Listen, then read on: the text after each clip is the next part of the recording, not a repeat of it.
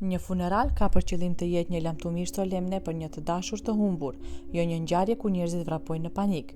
Megjithatë, kjo është pikërisht ajo që ndodhi në këtë ceremoni.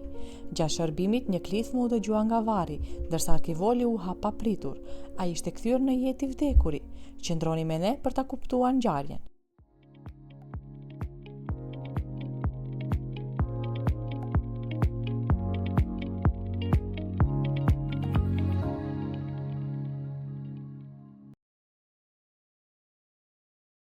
Pesëmbëdhjetë vitet e fundit të jetës së Jos kishin qenë një makth duke kulmuar me funeralin e tij, por kur shkoi gjithçka keq për këtë ushtarak të dekoruar dikur. Historia e tij filloi mbi 40 vjet më parë në fshatin e vogël Moistires Sainte-Marie, i vendosur në jug të Francës. Jose ishte i dyti nga 4 fëmijët në një familje që nuk ishte i pasur dhe ata luftuan për të përballuar arsimin. Baba i tij punonte si peshkatar, ndërsa e ëma siguronte jetesën si tregtare. Që në moshë të re, Jose e besonte se ishte i dashuruar, ose të paktën ai mendoi kështu. Ai kishte ndjenja të forta për Marien dhe ajo ndjeu të njëjtën mënyrë. Të dy kishin qenë miq që kur Maria u transferua në fshat 3 vjet më parë dhe që nga ai moment u bën të pandar. Të gjithë në shkollë e dinin se sa të afërt ishin. Kudo që ishte Jose, Maria ka atë ngjarë të ishte pranë tij. Shumica njerëzve i referoheshin si çift dhe ata e mendonin veten edhe si nuse dhe dhëndër. Ata filluan të takoheshin në moshën 14 vjeçare, por shumë do t'ju thoshin se kishin qenë në një lidhje për më shumë se një dekadë. Zogjtë e dashurisë filluan të bëjnë plane për pjesën tjetër të jetës së tyre së bashku.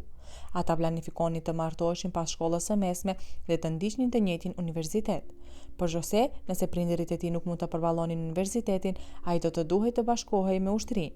Megjithatë, jo të gjithë besuan në lumturinë e tyre. Mamaja e Maries, Teresa, i tha asaj se ajo nuk duhej të martohej me personin e parë me të cilin ranë dashuri. Ajo besonte se jeta e tyre kishte ende shumë kthesa, shumë gjëra për të përjetuar dhe nëse ata martoheshin tani, martesa e tyre nuk do të mbijetonte. Teresa, e plagosur nga një martesë e keqe, nuk donte që vajza e saj Maria të duronte të njëjtën dhimbje. Kur ajo ishte shtatzën me Marien, i fejuari i saj e la atë dhe vetëm 2 javë para dasmës së tyre për shoqen e saj më të mirë të pasur. Teresa punoi pa u lodhur për të mbështetur vajzën, gjë që nxiti kundërshtimin e saj ndaj martesës së hershme të Maries. Pavarësisht kundërshtimeve të Terezës, Maria ishte e vendosur të martohej, edhe nëse nëna e saj nuk e miratonte. Prindërit e Jose mbështetën çiftin e ri duke besuar se dashuria ishte e mjaftueshme që ata të ishin bashkë. Por 3 javë para dasmës ndodhi tragjedia. Teresa pësoi një atak fatal në zemër. Maria, e cila ishte distancuar për shkak të marrëdhënieve të tyre të tensionuara, bëriti në shtëpi shumë vonë. Maria fajsoi veten për vdekjen e nënës së saj, duke besuar se nëse do të kishte qenë atje, ajo mund të kishte dërguar me urgjencë nënën e saj në spital.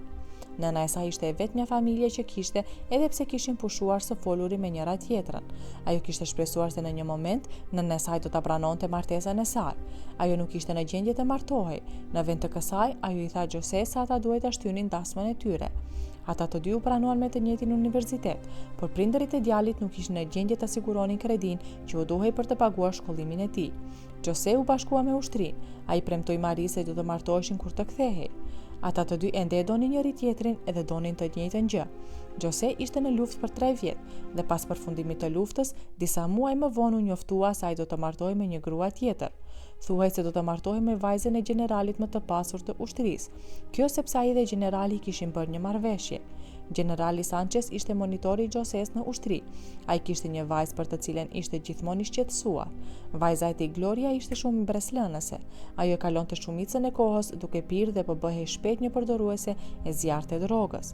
Generali besonte se të qenit në një marrëdhënie me dikë si Jose mund ta ndryshonte vajzën e tij dhe ta ndihmonte atë të bëhej një person i mirë. Ai donte që Jose të martojë me të për 1 vit, pas së cilës ai mund të zgjidhte të divorconte ose jo. Në këmbim, generali do t'i jepte gjysmën e pronave të tij Joses. Për Jose, marrëveshja ishte shumë e mirë për ta refuzuar. Ai planifikoi të martojë me Glorien për 1 vit, të divorconte dhe të kthehej tek Maria, dashuria e jetës së tij. Pas luftës, ai ishte në një lidhje me vajzën e generalit për më shumë se 6 muaj, pas së cilës ata u fejuan. Pas dasmës, ai dërgoi një letër në fshat për Marin, duke i thënë që ta priste. Ajo nuk e dinte që ai ishte martuar me dikë tjetër. Në vend të kësaj, ai i tha se kishte një detyrë tjetër që do ta mbante larg për më shumë se 1 vit dhe kur të kthehej, ata do të martoheshin. Eksperimenti i generalit Sanchez ishte mjaft i suksesshëm. Gloria e pastroi veprimin e saj, ose të paktën ata menduan se e bëri. Ajo ndaloi së piri, por ajo që babai i saj nuk e dinte ishte se ajo po flinte për rreth. Gjose e dinte që ajo po e tradhtonte, por ai kur nuk u përball me të sepse nuk po kishte rëndësi. Ai nuk e donte atë. Megjithatë, ai nuk ishte në dieni se ajo e kishte parë letrën që ai i shkroi Marijes. Ajo e kopjoi adresën sepse planifikoi të dërgonte edhe një letër të saj. Një ditë pasi Gjose dërgoi mesazhin e tij, Gloria dërgoi një paketë që përmbante një letër, fotot e dasmës së tyre dhe një disk të videos së dasmës së tyre. Maria ishte zemërthyer, ajo i shkroi përsëri Gjoses. Ajo i tha se e dinte që ai po e gënjen, ndërsa ajo e dinte për martesën e tij. Si një akt hakmarrje, Maria gjithashtu i tha atij se ishte martuar gjithashtu. Ky lajm i theu zemrën Gjoses, kështu që ai vendosi të shkonte në fshat për të përballur me të. Megjithatë, një natë para se të udhëtonte, Gloria pa dokumentet e tij të fluturimit. Ajo e dinte se ai po udhëtonte për të takuar Marin dhe ishte e vendosur të dalonte. Të nesërme në mëngjes, Gloria e helmoi kafen që ai i dha. Ajo e dinte se nëse ai vdiste, e gjithë pasuria do të bëhej e saj. Generali Sanchez dyshonte se vajza e tij ishte ajo që e vrau burrin e saj, por ai nuk mund të bënte asgjë sepse nuk kishte prova. Gjose u varos në të njëjtën ditë, por në funeralin e tij ndodhi diçka jashtëzakonshme.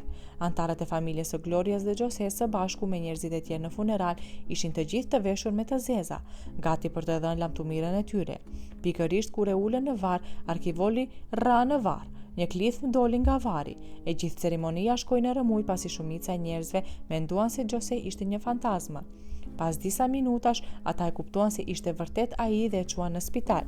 Si për një veprim të Zotit, Gjose ishte ende gjallë. Pikërisht në spital ata vuan re se Gloria ishte zhdukur. Askush nuk e dinte ku shkoi ajo, por për generalin Sanchez kjo konfirmoi dyshimin e tij. Më vonë u zbulua se Gloria kishte udhëtuar jashtë vendit dhe askush nuk dëgjoi më për të. U desh pak kohë që Gjose të shërohej nga helmi që e kishte dëmtuar aq shumë sa mjekët në fillim e shpallën të vdekur, por pasi u largua nga spitali, ai shkoi direkt në fshat. Edhe pse Maria ishte martuar, ai sërish donte ta shihte për herë të fundit. Ajo që Gjose nuk e kuptoi ishte se e priste një surprizë. Kur mbërriti në Mostier San Mari, mësoi se Maria tani zotronte një kafene. Mirë, por kur ai e pyeti për bashkëshortin e saj, përgjigja që mori ishte: "Për cilin bashkëshort e keni fjalën?" Në vend të kësaj, ati ju tha se Maria jetonte me djalin e saj.